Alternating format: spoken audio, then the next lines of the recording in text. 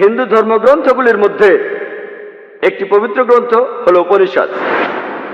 ছান্দোগ্য উপনিষদে উল্লেখ করা আছে 6 নম্বর অধ্যায় 2য় পরিচ্ছেদের 1ম অনুচ্ছেদে বলা হয়েছে একম এবিদ্বিতীয়ম। এটা একটা সংস্কৃত উদ্ধৃতি যার অর্থ স্রষ্টা মাত্র একজনই, দ্বিতীয় কেউ নেই।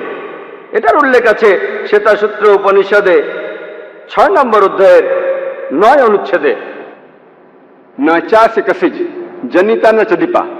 তার কোনো প্রভু নেই, তার কোনো মালিক নেই, সর্বশক্তিমান স্রষ্টার কোনো বাবা মা নেই, তার কোনো মা নেই, তার কোনো বাবা নেই, তার চেয়ে বড় কেউ নেই। এটার উল্লেখ আছে শ্বেতাসূত্র উপনিষদের 4 নম্বর অধ্যায়ের 19 অনুচ্ছেদে न तस्य प्रतिमा अस्ति।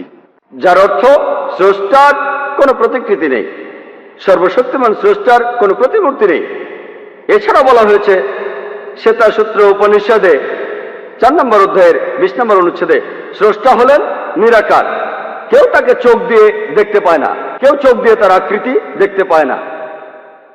আর হিন্দু ধর্মগ্রন্থগুলির মধ্যে সবচেয়ে জনপ্রিয় হল ভগবদ গীতা। এটার উল্লেখ আছে ভগবদ গীতায় 7 নম্বর অধ্যায়ের 20 নম্বর অনুচ্ছেদে সেই সব লোক যাদের বিচার বুদ্ধি কেড়ে নিয়েছে জাগতিক আকাঙ্ক্ষা, তারা অপদেবতার উপাসনা করে। ভগবদ গীতা 7 নম্বর অধ্যায়ের 20 অনুচ্ছেদে বলছে যে সব জড়বাদী লোকেরা তারা অপদেবতার উপাসনা করে আর মূর্তি পূজা করে। হিন্দু ধর্মগ্রন্থগুলির মধ্যে সবচেয়ে পবিত্র হল বেদ। যজুর্বেদে উল্লেখ আছে 32 নম্বর অধ্যায়ের 3 নম্বর অনুচ্ছেদে न तस्य प्रतिमा अस्ति। স্রষ্টার কোনো প্রতিমূর্তি নেই, সর্বশক্তিমান ঈশ্বরের কোনো প্রতিমূর্তি নেই, তিনি কখনো জন্মাননি, তারই উপাসনা করা উচিত। যজুর্বেদে উল্লেখ করা আছে 40 নম্বর অধ্যায়ের 8 নম্বর অনুচ্ছেদে সর্বশক্তিমান ঈশ্বর নিরাকার এবং পবিত্র। যজুর্বেদে আরো উল্লেখ আছে 40 নম্বর অধ্যায়ের 9 অনুচ্ছেদে अंधात्म प्रविशन्ति या असंभूति उपास्ते। আন্ধাত্মা, যার অর্থ অন্ধকার, প্রবিশান্তি অর্থ প্রবেশ করা, আর আসাম্বতী অর্থ প্রাকৃতিক বস্তু যেমন আগুন, বাতাস, পানি। তাহলে যজুর্বেদের 40 অধ্যায়ের 9 অনুচ্ছেদ বলছে তারা অন্ধকারে প্রবেশ করে যারা প্রাকৃতিক বস্তুর পূজা করে, যেমন আগুন, পানি, বাতাস ইত্যাদি। এখানে আরো উল্লেখ আছে তারা আরো অন্ধকারে প্রবেশ করে যারা পূজা করে সাম্মতি, অর্থাৎ মানুষের তৈরি বস্তু যেমন টেবিল, চেয়ার, মূর্তি ইত্যাদি। এছাড়াও উল্লেখ আছে অথর্ববেদে 20 নম্বর গ্রন্থ 58 নম্বর অনুচ্ছেদের 3য় পরিচ্ছেদে देव महा असि। সৃষ্টিকর্তা হলেন সুমহান। আর বেদগুলির মধ্যে সবচেয়ে পবিত্র হল ঋগ্বেদ। ঋগ্বেদে উল্লেখ করা আছে 1 নম্বর গ্রন্থ 164 নম্বর অনুচ্ছেদের 46 নম্বর পরিচ্ছেদে एकम सत विप्र बहुधा वेदांते। সত্য একটাই, স্রষ্টা একজনই। জ্ঞানীরা এক স্রষ্টাকে অনেক নামে ডেকে থাকেন। আর একই কথা যে স্রষ্টা একজনই, জ্ঞানীরা তাকে অনেক নামে ডেকে থাকেন। একই কথা আছে ঋগ্বেদের 10 নম্বর গ্রন্থে 114 অনুচ্ছেদের 5ম পরিচ্ছেদে। আর শুধুমাত্র ঋগ্বেদেই 2 নম্বর গ্রন্থের 1 অনুচ্ছেদে একে একে 33টি আলাদা নামে ডাকা হয়েছে সর্বশক্তিমান স্রষ্টাকে। এগুলোর মধ্যে একটি উল্লেখ আছে ঋগ্বেদের 2 নম্বর গ্রন্থ 1 অনুচ্ছেদের 2য় পরিচ্ছেদে, সেটা হলো ব্রহ্মা। ব্রহ্মা শব্দটার অর্থ সৃষ্টিকর্তা। শব্দটার যদি আরবি করেন অর্থ দাঁড়ায় খালিক।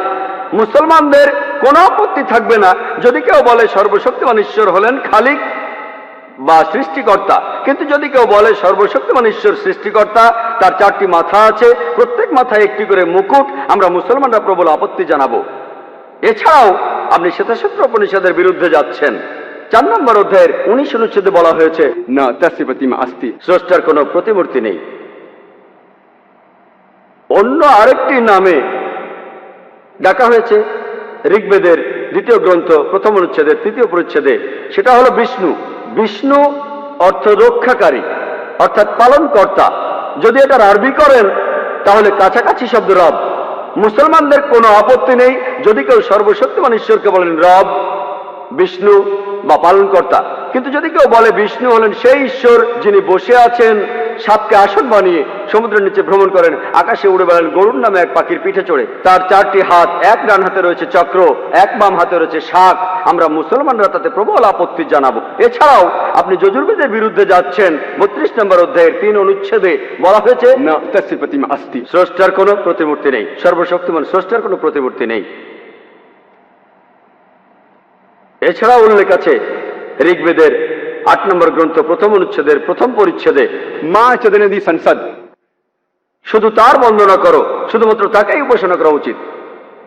ঋগ্বেদে উল্লেখ আছে 6 নম্বর গ্রন্থ 45 নম্বর অনুচ্ছেদের 16 পরিচ্ছেদে, या एक इत मुष्टि ही, শুধু তার বন্দনা করো, শুধুমাত্র তাকেই উপাসনা করা উচিত।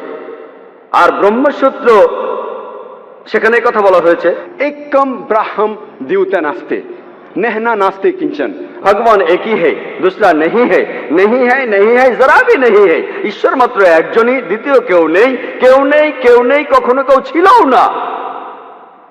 তাহলে আপনারা হিন্দু ধর্মগ্রন্থগুলি পড়লে হিন্দু ধর্মের ঈশ্বরকে বুঝতে পারবেন।